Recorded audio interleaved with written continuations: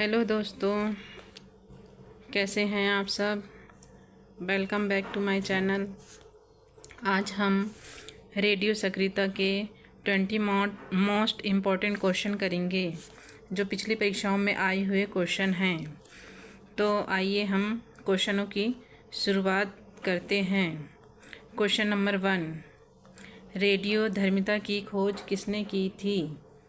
Radio धर्मिता की खोज किसने की थी। ऑप्शन नंबर ए है रदरफोर्ड, ऑप्शन नंबर बी है बेक्यूरल, हेनरी बेक्यूलर, ऑप्शन नंबर सी है रोएंटजन, ऑप्शन नंबर डी है आइंस्टीन। तो इस क्वेश्चन का सही आंसर होएगा हेनरी बेक्यूलर। हेनरी बेक्यूलर ने रेडियो धर्मिता की खोज की थी। चलिए आगे बढ़ते हैं। क्वेश्चन नंबर 2, रेडियो धर्मिता का यूनिट क्या है। रेडियो धर्मिता का यूनिट क्या है। ऑप्शन ए है एंगस्ट्रॉम, ऑप्शन नंबर बी है कैंडेला, ऑप्शन नंबर सी है फार्मी, ऑप्शन नंबर डी है क्यूरी। तो इस क्वेश्चन का सही आंसर होगा option number D, curie. Radio धर्मिता की यूनिट क्यूरी है।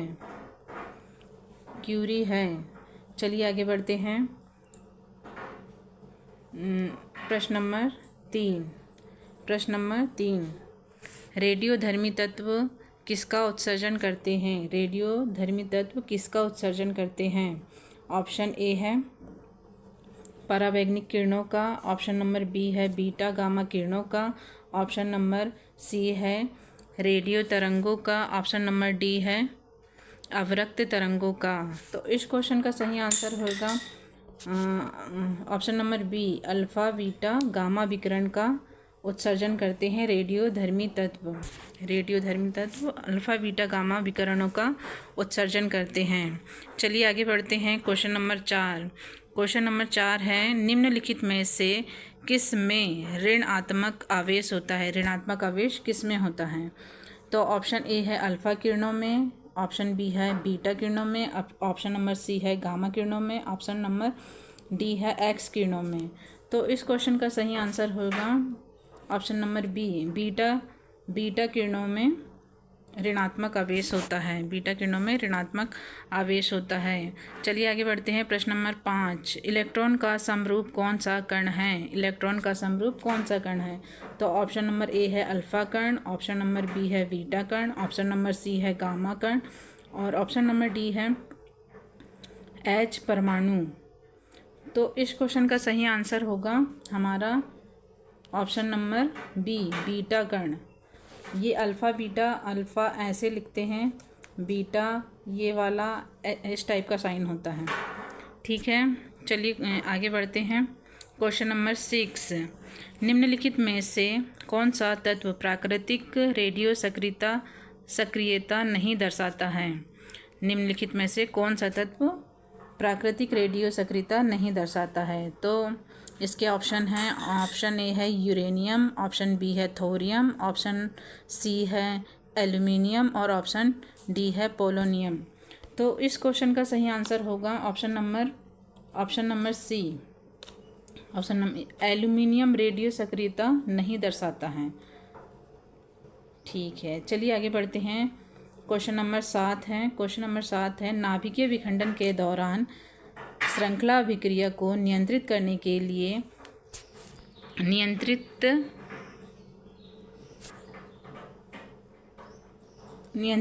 लिए न्यूट्रॉनों का अवशोषण करने हेतु निम्न में से किसका प्रयोग किया जाता है। नाभिकीय विखंडन के दौरान श्रृंखला अभिक्रिया को नियंत्रित करने के लिए न्यूट्रॉनों का अवशोषण करने हेतु किसका प्रयोग किया जाता है। तो ऑप्शन ए है बोरॉन, ऑप्शन बी है भारी पानी, ऑप्शन सी है यूरेनियम, ऑप्शन नंबर डी है प्लूटोनियम। तो इस क्वेश्चन का सही आंसर होगा option number A, boron. Boron का प्रयोग किया जाता है न्यूट्रॉनों का अवशोषण करने के लिए। चलिए आगे बढ़ते हैं।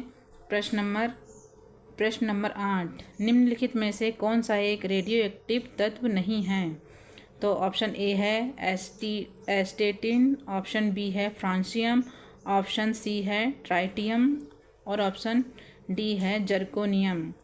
तो इनमें से सही आंसर होगा option number D, zirconium radio active तत्व नहीं है, बाकी एस्टेडिन है, फ्रांसियम भी है और ट्राइटियम भी है। चलिए आगे बढ़ते हैं। क्वेश्चन नंबर 9, बी घटक नाभिक या रेडियोधर्मी वस्तुओं को किससे बने पात्र में, यहाँ पत्र लिखा है, इसका ये होगा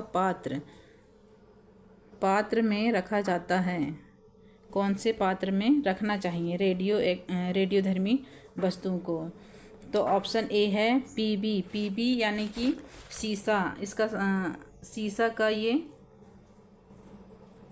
सिंबल है पीबी। फिर उसके बाद ऑप्शन बी है इस्पात। फिर Fe आयरन यानी लोहा के बने पात्र में।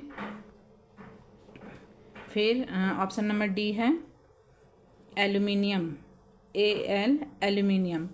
तो इसका सही आंसर होगा शीशे से बने पीबी। ऑप्शन नंबर ए है पीबी। सीसा से बने पात्र में रेडियोधर्मी वस्तुओं को रखना चाहिए। चलिए आगे बढ़ते हैं। प्रश्न नंबर 10 है। प्रश्न नंबर 10, रेडियो कार्बन काल निर्धारण किसकी आयु का आकलन करने के लिए प्रयुक्त किया जाता है? तो ऑप्शन ए है मृदा, ऑप्शन बी है स्मारक, ऑप्शन सी है जीवाश्म, ऑप्शन डी है चट्टानें। तो इस क्वेश्चन का सही आंसर होगा ऑप्शन नंबर सी, जीवाश्म। रेडियो कार्बन से हम जीवाश्मों की आयु का पता लगाते हैं। चलिए आगे बढ़ते हैं। क्वेश्चन नंबर 11, सबसे पहले रेडियो सक्रियता शब्द का प्रयोग किसने किया था? ऑप्शन ए है हेनरी बेकलर, ऑप्शन बी है मैडम क्यूरी, ऑप्शन सी है रदरफोर्ड, ऑप्शन डी है डी ब्रोगली। तो इस क्वेश्चन का सही आंसर होगा ऑप्शन नंबर ए, हेनरी बेकलर ने रेडियो सक्रियता तत्व का सबसे पहले प्रयोग किया था। रेडियो सक्रियता शब्द का सबसे पहले हेनरी बेकलर ने प्रयोग किया था। चलिए आगे बढ़ते हैं। क्वेश्चन नंबर 12, यूरेनियम विखंडन की सतत प्रक्रिया जारी रखने के लिए किस कण की ज़रूरत होती है? ऑप्शन ए है इलेक्ट्रॉन, ऑप्शन बी है प्रोटॉन, ऑप्शन सी है न्यूट्रॉन, ऑप्शन डी है पॉजिट्रॉन। तो इस क्वेश्चन का सही आंसर होगा option number C, neutron. Uranium विखंडन की प्रक्रिया जारी रखने के लिए इस कण की ज़रूरत होती है। चलिए आगे बढ़ते हैं। प्रश्न नंबर 13 है, परमाणु बम का आविष्कार किसने किया था? ऑप्शन ए है मैडम क्यूरी, ऑप्शन बी है पियरे क्यूरी, ऑप्शन सी है ऑटो हॉर्न और ऑप्शन डी है अल्बर्ट आइंस्टीन। तो इस क्वेश्चन का सही आंसर है हमारा Otto Hahn. Option number C, Otto Hahn ने परमाणु बम का आविष्कार किया था। चलिए आगे बढ़ते हैं। क्वेश्चन नंबर 14, परमाणु शक्ति संयंत्र किस सिद्धांत पर कार्य करता है? ऑप्शन ए है विखंडन, ऑप्शन बी है संलयन, ऑप्शन सी है तापीय दहन और ऑप्शन डी है उपरोक्त तीनों का संयुक्त प्रभाव। तो इस क्वेश्चन का सही आंसर होगा हमारा ऑप्शन नंबर ए, नाभिकीय विखंडन की प्रक्रिया होती है। परमाणु शक्ति संयंत्र जो काम करता है वो विखंडन की प्रक्रिया पर काम करता है। चलिए आगे बढ़ते हैं। क्वेश्चन नंबर 15, किस प्रकार की अभिक्रिया में सबसे अधिक हानिकारक विकिरण पैदा होता है? तो ऑप्शन ए है संलयन अभिक्रिया, ऑप्शन बी है विखंडन अभिक्रिया, ऑप्शन सी है रासायनिक अभिक्रिया, ऑप्शन डी है प्रकाश रासायनिक अभिक्रिया। तो इस क्वेश्चन का सही आंसर होगा हमारा नाभिकीय विखंडन अभिक्रिया में सबसे ज़्यादा हानिकारक विकिरण पैदा होता है। चलिए आगे बढ़ते हैं। प्रश्न नंबर है 16, निम्नलिखित में से कौन सा सौर ऊर्जा का स्रोत है? तो ऑप्शन ए है नाभिकीय विखंडन, ऑप्शन बी है नाभिकीय संलयन, ऑप्शन सी है रेडियोधर्मिता, ऑप्शन डी है एक्स किरणें। तो इस क्वेश्चन का सही आंसर होगा हमारा ऑप्शन नंबर बी, नाभिकीय संलयन। चलिए आगे बढ़ते हैं। प्रश्न नंबर है 17, नाभिकीय संयंत्रों में ग्रेफाइट का उपयोग किस लिए किया जाता है? ग्रेफाइट का उपयोग क्यों किया जाता है, मतलब नाभिकीय संयंत्रों में? तो ऑप्शन ए है ईंधन की तरह किया जाता है, स्नेहक की तरह, ऑप्शन बी है स्नेहक की तरह किया जाता है, ऑप्शन नंबर सी है विमंदक की तरह किया जाता है, और ऑप्शन डी है उपरोक्त में से कोई नहीं। तो इस क्वेश्चन का सही आंसर होगा ग्रेफाइट का उपयोग हम विमंदक के रूप में करते हैं। ग्रेफाइट का प्रयोग विमंदक के रूप में किया जाता है। चलिए आगे बढ़ते हैं। प्रश्न नंबर 8, न्यूक्लिक रिएक्टरों में विमंदक और प्राशीतक दोनों की तरह प्रयुक्त होने वाला पदार्थ है। वह कौन सा पदार्थ है जो विमंदक व प्राशीतक दोनों की तरह प्रयोग किया जाता है? ऑप्शन ए है साधारण पानी, ऑप्शन बी है भारी पानी, ऑप्शन सी है द्रव अमोनिया, ऑप्शन डी है द्रव हाइड्रोजन। तो इस क्वेश्चन का सही आंसर होगा हमारा भारी पानी। भारी पानी का प्रयोग हम विमंदक और प्राशीतक दोनों में कर सकते हैं। चलिए आगे बढ़ते हैं। प्रश्न नंबर 16, हाइड्रोजन बम विकसित किया गया था किसके द्वारा? हाइड्रोजन बम किसके द्वारा विकसित किया गया था? तो ऑप्शन ए है एडवर्ड टेलर द्वारा, बर्नर बॉन ब्राउन द्वारा, जे रॉबर्ट ओपनहीमर द्वारा, या ऑप्शन नंबर डी है सैमुअल कोहेन द्वारा। तो इस क्वेश्चन का सही आंसर होगा हमारा option number A. Option A हमारा सही आंसर होगा।